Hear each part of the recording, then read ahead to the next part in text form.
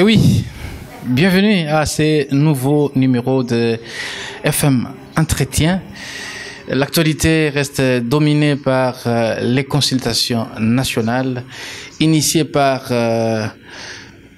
les conseillers spéciaux des chefs de l'État en matière de la sécurité.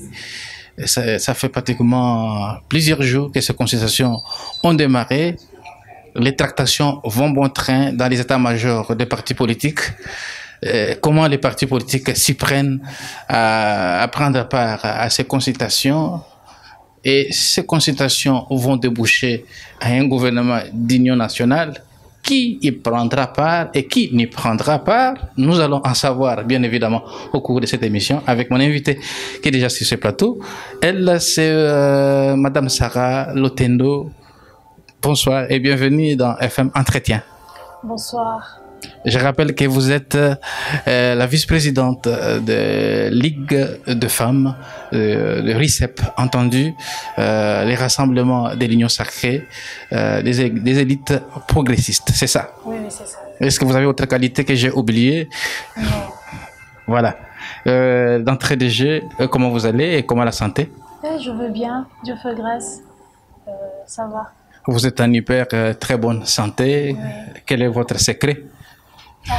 Je bois beaucoup d'eau. Hein. Rien que de l'eau, pas l'huile d'olive. Non, pas l'huile d'olive. Voilà, entrons dans les vifs du sujet. Notre thématique, c'est le gouvernement d'union nationale, RICEP et engagement politique. Votre parti politique RICEP a été déjà consulté? Bon, jusque-là, non, mais nous comptons passer aussi aux consultations. Au cas où vous n'êtes pas consulté, qu'adviendra-t-il? Nous devons être consultés quand même, parce que nous soutenons déjà les initiatives qui ont été prises par le chef de l'État, Oui. celle de faire une consultation. Donc, nous comptons aussi participer aux consultations. À ces consultations. Et vous en avez les atouts pour participer au gouvernement d'union nationale? Si, par exemple, le chef de l'État jetait les dévolus sur votre modeste personne au ministère des gens, famille et enfants, qu'allez-vous faire? Ben oui, nous avons les compétences pour participer au gouvernement d'union nationale. Déjà, nous sommes un parti progressiste, donc nous appuyons aussi le côté progrès et développement. Alors, je pense que nous avons, si nous entrons dans le gouvernement d'union nationale, nous apporterons vraiment un grand changement dans ça. Et qu'est-ce que vous amènerez de plus que nous n'avons pas encore vu? Quelque chose de particulier, de différence? Parce qu'il y a beaucoup de partis politiques qui ont parlé comme vous, hein, Madame Sarah, qui ont parlé comme vous. Mais une fois au gouvernement, ils ont changé les fusils d'épaule. Déjà, avec la vision de notre autorité morale, qui a un sens de management vraiment élevé, je pense que le voir au sein du gouvernement de l'Union nationale, et donc il fera pas mal de choses parce qu'il a un sens élevé des managements et son management participatif aussi, même au sein de l'ONATRA, là où il est actuellement DG. Et avec ça aussi, cette expertise dans le gouvernement d'union nationale, il fera pas mal de choses en tout cas. Vous, donc au niveau des RICEP, parce que nous disons, le chef de l'État a initié les consultations nationales avec un seul objectif, la réconciliation nationale. Comment vous, donc au niveau du parti, votre parti RICEP, vous attendez matérialiser cette vision du chef de l'État de la réconciliation? Parce que vous savez qu'il y a des gens qui prennent les armes parce qu'ils sont frustrés. Donc maintenant qu'il y a un gouvernement d'union nationale, ils doivent entrer. Et vous, à votre niveau, au niveau du parti, qu'est-ce que vous entendez apporter comme quelque chose de palpable, de concret pour qu'il y ait la véritable réconciliation nationale? Déjà, nous soutenons la vision du chef de l'État. Nous soutenons sa vision pour les consultations. Parce que pour vraiment qu'il y ait la paix de manière générale, la paix que le peuple congolais attend. Nous devons passer à un gouvernement d'union nationale et nous appuyons aussi l'idée l'idée de consultation qui a été initiée par le chef de l'État, parce que nous devons nous asseoir sur une même table. Comment nous allons nous asseoir sur une même table avec les gens qui ont qui ont les mains trempées dans le sang, les Nangas, les gens qui ont tué? Est-ce qu'on peut se mettre à la même table avec eux? Oui, le linge sale se lave en famille. Parce que si nous prenons la division, l'ennemi va en profiter. Alors nous ne voulons pas que l'ennemi puisse profiter de notre faiblesse. Donc réglons nos problèmes en interne, comme ça nous ferons face à l'agression rwandaise. Et si les morts qui sont partis s'est réveillés, ils peuvent vous faire du mal, vous, Madame Zara, parce qu'ils sont partis gratuitement. Les morts qui sont partis, plus de 3000 morts que Nanga et sa bande M23 ont tué. Ça ne vous dit absolument rien. Et il ne faudra pas une justice pour ces morts qui sont partis gratuitement. Est-ce que pour prendre le pouvoir en République démocratique du Congo, il faut nécessairement prendre les armes? En tout cas, c'est ce que nous déplorons vraiment. Parce que, vous voyez, aujourd'hui, nous pouvons être peut-être de l'opposition ou de la majorité, mais quand même nous devons servir aussi d'exemple à la génération montante ou à la génération future. Parce que si nous continuons à perpétuer ces frustrations, comme quoi, si je suis frustré, il faut prendre des armes. Je peux aussi prendre des armes pour attaquer les pouvoirs qui a été élu légitimement. Donc, vous voyez que nous risquerons d'entrer dans un cercle vicieux où tout le monde, lorsqu'il est frustré, il peut aller recourir à d'autres forces. Donc, je pense que nous devons, soit le gouvernement ou les instances internationales, doivent vraiment donner des sanctions exemplaires. Mais les sanctions exemplaires, elles tombent du jour au jour. Mais la situation sur le terrain, au front, reste la même. La situation sur le terrain reste la même. On peut infliger des sanctions à Kigali, on peut infliger les sanctions AFC, M23. Et après, qu'adviendra-t-il? Il faut donner des sanctions exemplaires en tout cas. Il faut donner des sanctions exemplaires. Voilà. Et cette guerre de l'Est, parce que ça fait partir des pommes de discorde. Donc, elle ne date pas d'aujourd'hui. Ça fait longtemps que ça fait plus de 3 décennies que cette guerre nous est imposée. Comment la terminer sans passer par, même pas, qu'il y ait une goutte de sang, les Congolais puissent tomber? Oui, nous appuyons l'idée du chef de l'État toujours, celle de procéder à des négociations, des négociations, au dialogue aussi, et à la diplomatie, voilà, et à la diplomatie. Parce que la guerre ne se limite pas qu'à travers des armes, et il faut faire couler de sang, non. On peut régler nos problèmes ou on peut traiter les problèmes des guerres sur la table pour qu'il y ait vraiment la paix. Au lieu de procéder par des armes et par des tueries, vous voyez que ça déstabilise même l'économie de notre pays et ça empêche notre pays de pouvoir avancer. Madame Sarah, dans une famille, il y a des enfants qui se conforment, il y a d'autres enfants qui ne se conforment pas. Vous, en tant que parent, pour les enfants qui ne se conforment pas, quelle est la pédagogie que vous utilisez en tant que parent? Nous blâmons. Hein. Vous blâmez. Ouais. Alors, prenons cet exemple aussi pour la République démocratique du Congo. Il y a une constitution qui régit la République démocratique du Congo. Et pour avoir le pouvoir en République démocratique du Congo, il faut passer ipso facto par les élections. Et aujourd'hui, on voit certains enfants de la mère patrie, la RDC, qui prennent les armes. Alors, parce que nous parlons du dialogue. Est-ce que doit-on toujours dialoguer avec les gens donc, qui ont trahi la nation. Ce sont des traîtres. Les traîtres qui ont trahi la nation, les traîtres qui ont les sangs donc, des Congolais. Est-ce que doit-on toujours continuer à dialoguer avec les traîtres? Et ces traîtres ne sont pas éligibles à la peine de mort, par exemple? En tout cas, au moment où nous sommes, je pense que nous devons beaucoup plus prioriser les discours rassembleurs que les discours séparatistes. Parce que déjà, ce que nos frères font, c'est très mal. Mais nous devons soutenir la cohésion nationale. Oui, ce qu'ils font là, c'est très mal. C'est très mal. Et ça mérite même des sanctions, comme j'avais dit au début, ça mérite des sanctions très sévères. Mais quelque part, si nous avons vraiment l'amour de ces pays, nous pouvons que souhaiter à ce qu'on puisse se mettre sur une même table et résoudre nos problèmes, en tout cas. Nous devons résoudre nos problèmes parce que si nous sommes dans la politique, c'est pour défendre l'intérêt de la population. Et la population veut quoi? La population veut qu'il y ait la paix.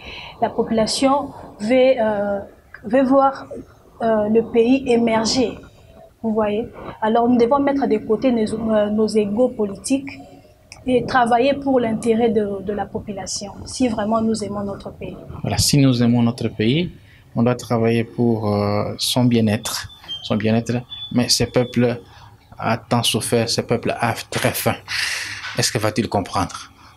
Un peuple qui a faim, qui ne mange pas, est-ce qu'il va comprendre, Madame Sarah? Comprendre quoi, par exemple? Parce que vous dites que donc ce peuple doit avoir de la patience, mais un peuple qui a faim, qui ne mange pas, qui veut avoir à manger, hein?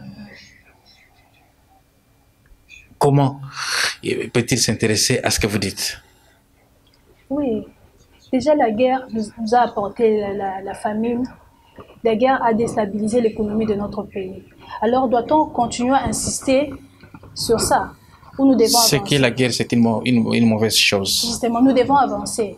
Alors pour que nous puissions avancer, nous devons parler. Nous devons parler parce qu'il y a eu déjà assez de morts, plusieurs morts. Et cette guerre ne date pas d'aujourd'hui, ça date de très longtemps. Donc, nous devons quand même nous asseoir et parler parce que c'est la population qui en pâtisse. Après ces consultations, Madame Sarah, une autre question me vient à l'esprit. Qu'adviendra-t-il? Après ces consultations, le gouvernement d'union nationale est mis en place et les uns et les autres vont entrer dans le gouvernement. Et là, on peut retrouver directement la paix à l'est du pays. La paix, une fois ces consultations terminées et le gouvernement d'union nationale mis en place. C'est un processus. La paix, c'est un processus qui vient lentement et sûrement. Même si aujourd'hui nous nous mettons sur une même table, il n'y aura pas la paix directement. Mais au moins, ça va résoudre pas mal de choses. Parce que la paix, c'est un processus qu'on travaille dessus petit à petit et jusqu'à ce que nous allons atteindre une paix vraiment durable. Voilà. Et il y a une frange de l'opposition qui refuse la main tendue du président Tshisekedi à participer à ces consultations. Ne voyez-vous pas que ça sera un fiasco total? Parce qu'on voulait faire un gouvernement d'ouverture et les gens pour qui on voulait faire le gouvernement d'ouverture ne veulent plus entrer au gouvernement. Ne croyez-vous pas que ça fera un fiasco, un échec? En tout cas, c'est vraiment honteux pour nous de voir ces divergences, en tout cas. Mais au moment où le pays est attaqué. C'est regrettable en tout cas. Et je prends l'exemple de l'Ukraine et la Russie. Vous voyez? Qui n'est pas le même contexte avec celui du Congo. Je vais en venir. Allez-y. Lorsqu'on parle de la guerre de Russie et de l'Ukraine, pendant qu'à l'Ukraine, il y a les opposants. Mais jamais on n'entend parler comme quoi les opposants se sont rebellés ou je ne sais pas quoi. on attend juste de parler de l'Ukraine et la Russie. Mais ce qui n'est pas le cas avec notre guerre ici. D'abord, il y a le conflit interne. Même le Rwanda, des fois, nous dit que non, ils doivent régler leurs problèmes entre eux. Alors que on devait normalement se consolider, nous tenir main dans la main en ce moment où nous sommes dans la crise sécuritaire. Mettons de côté nos égos, nous tenir main dans la main pour faire face à l'agression rwandaise. Mais là, nous voyons sur le terrain, c'est une autre chose, quoi. Chacun veut avoir raison. Alors, nous mettons la population où dans ça? Les dirigeants doivent démissionner. Pardon? Les dirigeants doivent démissionner alors. Quels dirigeants? Les dirigeants du pays. Ils n'ont pas pu procurer la paix à la population. Toutes les institutions doivent tomber. Démissionner, je ne pense pas. C'est pas de la culture congolaise, hein, de la démission. Non, non. Ils ne peuvent pas démissionner. Ils ne peuvent pas démissionner vu qu'il y a des traîtres parmi nous. Alors, il faut extirper ces traîtres. Quand il y a une mauvaise herbe dans votre jardin, il faut extirper cette mauvaise herbe pour que vous récoltiez bien ce que vous avez semé. Vous voyez, je ne veux pas trop entrer du côté armé et tout là. Mais ce qu'on entend parler, il se pourrait que dans notre armée, il y ait trop de traîtres. Même si les présidents veulent tenir face à cette guerre, tellement qu'il y a trop de traîtres. Vous voyez pas que ça rend l'armée faible. Oui, ça fragilise même notre armée. Oui, comme ça fragilise l'armée, certainement le président a compris qu'il faut appuyer par exemple sur les volets diplomatiques,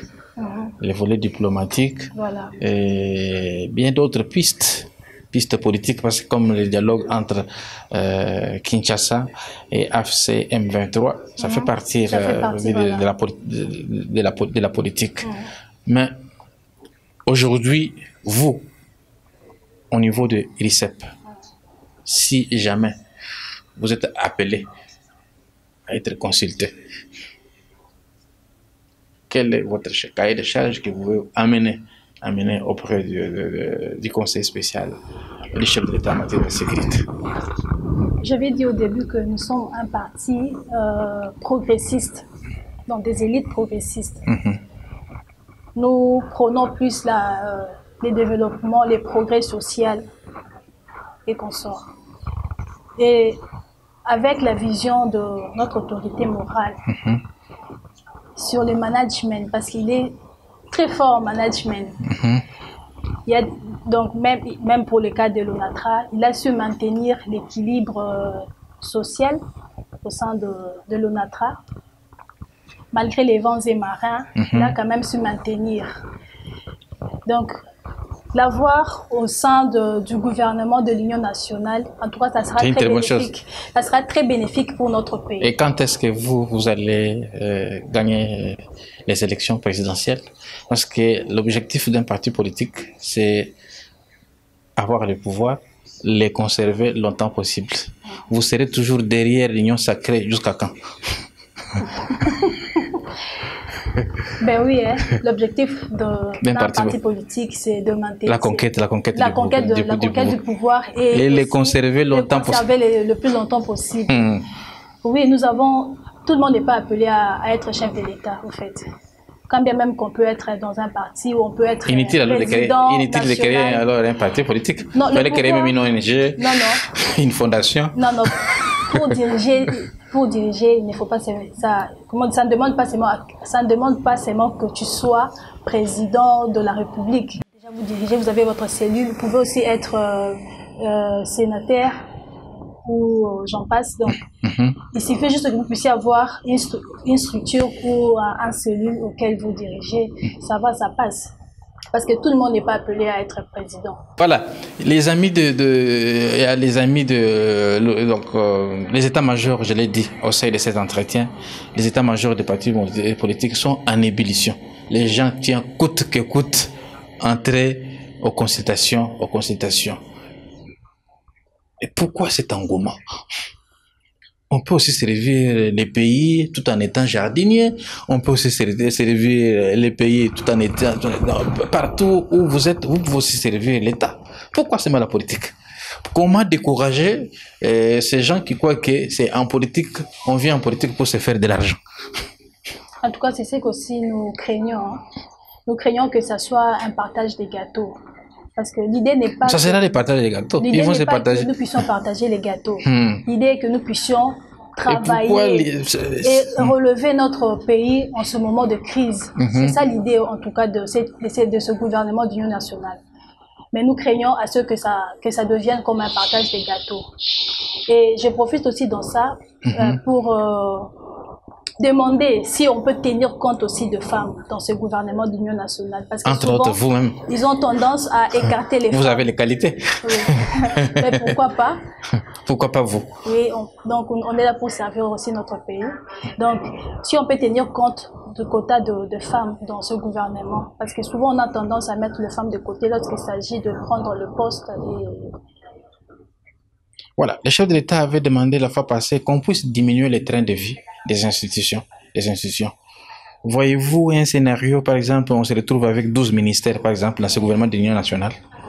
Un scénario où on se retrouve, par exemple, avec 12 ministères pour diminuer les trains de vie des institutions qui sont budgétivores.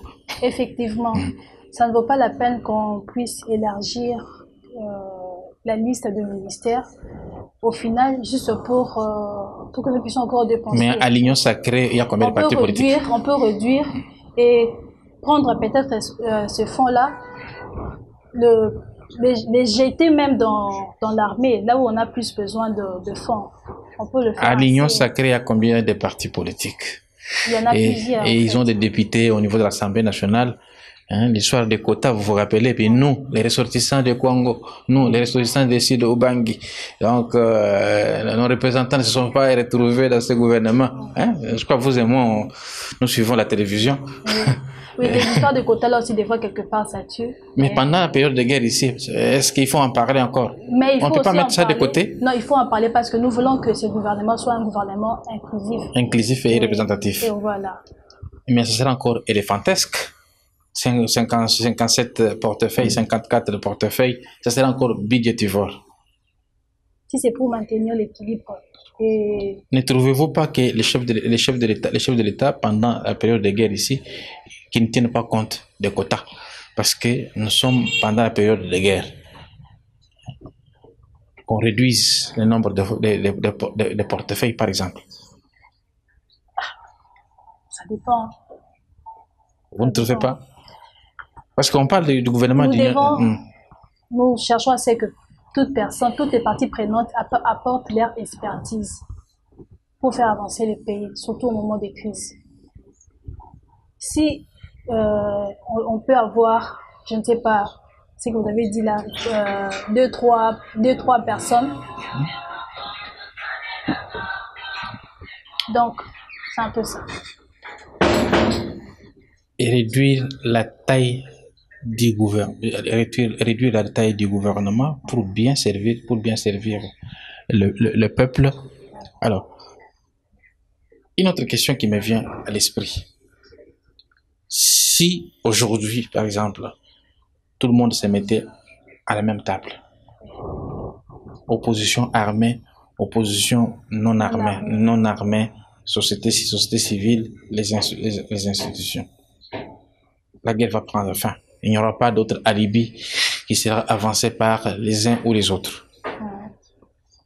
Les dialogues restent le point culminant, le point important pour qu'on arrive à trouver les solutions adéquates aux problèmes qui gangrènent la République démocratique du Congo. Alors, il y a les amis du Rwanda qui vont fêter le 7 avril, leur génocide de 1994. Et ils ont moins de morts que la République démocratique du Congo. Ils ont même un tribunal pénal international. Pourquoi cette politique de 2 poids, 2 mesures de la communauté internationale? Parce qu'à ce jour, en RDC, c'est plus de 12 millions de morts.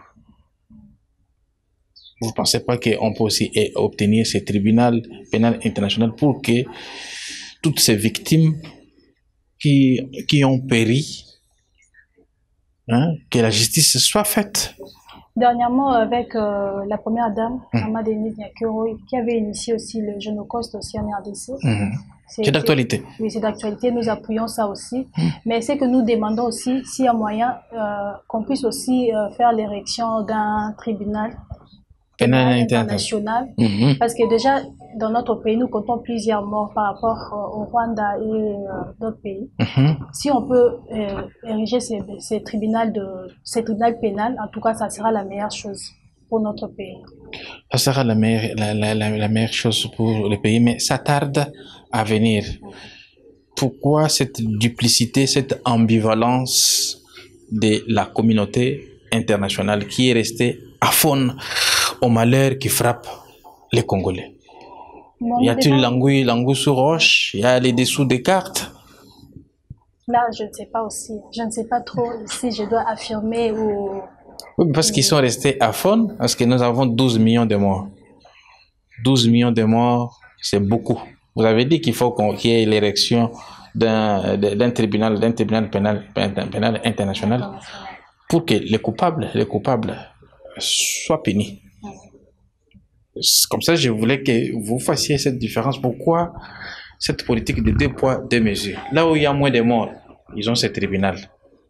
En Liban, ils ont perdu leur premier ministre. Un seul citoyen, ils ont ce tribunal. Au Rwanda, plus de 800 000 morts. Ils ont ce tribunal. Sierra Leone, ils ont perdu moins que les Congolais. Je voudrais bien que tu fasses un distinguo. Pourquoi ce silence coupable de la communauté internationale? Est-ce que c'est parce que nos richesses, ils convoitent nos richesses, par exemple, ou soit c'est autre chose, autre motif qu'il faut avancer? Je crois que nous devons jouer à la diplomatie, et puis s'il faut mettre même la pression, il faut mettre la pression. Il faut mettre la pression. Sur la communauté internationale? Oui, sur la communauté internationale. Parce que je ne sais pas dire que non, c'est lié à nos richesses, ou je ne sais pas, Et la guerre qu'on nous fait, c'est à cause de quoi? C'est de l'oubli de l'autre côté, donc je ne sais pas trop. Alors, pour ne pas appuyer l'idée que ils font ça exprès, alors il faut qu'on puisse mettre la pression sur la communauté internationale. Voilà. À quand nous allons récupérer nos espaces sous occupation du M23? Ça fait pratiquement plus de 2 mois où il y a certains espaces, certains territoires sont sous occupation. Quand est-ce que nous allons récupérer? Parce que vous êtes de l'Union sacrée. Vous devez nous assurer que ces espaces dissipés seront récupérés. En tout cas, avec l'aide de Dieu. Ouais. Mais toutefois, nous devons nous y mettre, en tout cas, pour que nous puissions récupérer des espaces, les zones qui sont occupées par les troupes, les rebelles. Des rebelles soutenus par le Rwanda. Soutenus par le Rwanda. Donc, je crois que on doit mettre le fond dans notre armée. Et j'entends que la soldat a doublé. Je ne sais pas si on doit encore faire appel à d'autres troupes, je ne sais pas trop, pour que nous puissions récupérer. Donc si je vous comprends, on doit mettre notre intelligence sur nos propres troupes. Parce que là, ça ne demande pas la diplomatie. Donc, je ne sais pas trop. Mais ça ne demande pas la diplomatie. Il faut se battre. Donc, nous devons nous battre pour que nous puissions récupérer nos terres. Ne voyez-vous pas que nous sommes en train lentement et sûrement dans ce qu'on a appelé la balkanisation du pays. Les gens veulent balkaniser ces pays. Comment vous, en tant que parti politique, vous entendez conscientiser la population pour qu'il n'y ait pas la balkanisation de ces pays? Les frontières telles que nous les avons reçues depuis 1960, ces frontières restent intactes, inviolables. Quel est le message à votre niveau, sensibilisation, je ne sais pas quoi, qu'il faut faire pour que les Congolais prennent conscience que la nation, la mère patrie est en danger. Ce pays ne sera pas balkanisé. Les Congolais doivent réveiller l'esprit patriotique. Parce que nous sommes agressés, nous sommes face à l'agression. Donc nous devons réveiller l'esprit patriotique pour que le pays ne soit pas divisé, balkanisé même, j'allais dire. Nous appelons la population à lever de conscience. Et à aimer plus notre pays. Donc, le Congo ne sera pas divisé. En fait. Le Congo ne sera pas divisé. Nous sommes en train de poursuivre avec cette émission, lentement et sûrement. On me fait signe qu'il nous reste pratiquement 5 minutes. Mais dans ces 5 minutes, donc avant que je puisse désannoncer cette émission, une question me vient à l'esprit. Quel est l'engagement de votre parti politique RICEP face à cette agression et face au gouvernement qui est en train de venir? Donc, en synthèse. Comme j'avais dit au début, nous soutenons la vision du chef de l'État, celle de former un gouvernement d'union nationale. Et nous estimons qu'avec ce gouvernement d'union nationale, on peut rétablir la paix dans notre pays. Parce que là, toutes les parties prenantes... Les gens ne viennent pas s'enrichir parce qu'on a vu les procès 100 jours, des tristes mémoires. Les gens qui ont renfloué leurs poches, au lieu de trouver les solutions à la misère du peuple congolais. Et non, comme il tourne à cette photo-là. Donc, c'est dans ça que j'allais dire, parce que dans ce gouvernement, tout le monde va amener quelque chose, son expérience, sa compétence, pour que nous puissions faire sortir notre pays de cette crise. Donc, nous appuyons l'idée du gouvernement d'union nationale et nous appuyons aussi l'idée de dialoguer avec l'opposition armée. Qui refuse. Et puis moi, je pense que s'il faut dialoguer, il faut peut-être dialoguer avec l'opposition armée parce que ce sont eux qui... Alors, c'est une peine, si je vous comprends, c'est une peine perdue. C'est une peine perdue. On peut tout simplement dialoguer avec l'opposition armée et non armée parce que l'union sacrée, déjà vous là, vous soutenez les chefs de l'État. On devait aller directement vers les amis de l'opposition armée et non armée. Non, on doit quand même être consulté et pour ne pas commettre n'importe qui. Parce qu'il faut mettre la personne qu'il faut à la place qu'il faut. Donc, alors pour que cela soit ainsi, il faut consulter, il faut passer aux consultations pour mettre de bonnes personnes. Voilà. Nous sommes arrivés pratiquement à la fin de cet entretien. Vous qui nous prenez en cours, je rappelle que nous recevions dans ce beau cadre Madame Sarah Lotendo, qui est la vice-présidente de Ligue des femmes de RICEP, entendu les rassemblements de l'Union sacrée et des élites progressistes. Donc, Madame, vous avez 30 secondes pour le mot de la fin. Oui. Regardez votre caméra. C'est celle-là. Je tiens à vous remercier d'abord de m'avoir ici. Et aussi, je voudrais seulement faire appel à l'éveil de conscience et à l'amour du patrie. Parce que nous sommes dans un moment où nous devons vraiment nous unir et que nous puissions mettre nos égos de côté. Nous devons travailler pour l'émergence de notre pays et pour l'unité de notre pays. Nous sommes dans un moment où nous traversons, nous sommes dans un moment de crise sécuritaire, nous sommes dans un moment de turbulence. Alors, soutenons l'idée du chef de l'État, celle de fonder le gouvernement d'union nationale, là où toute personne ou toute partie prenante amènera sa compétence ainsi que son savoir-faire. Nous soutenons l'idée du chef de l'État.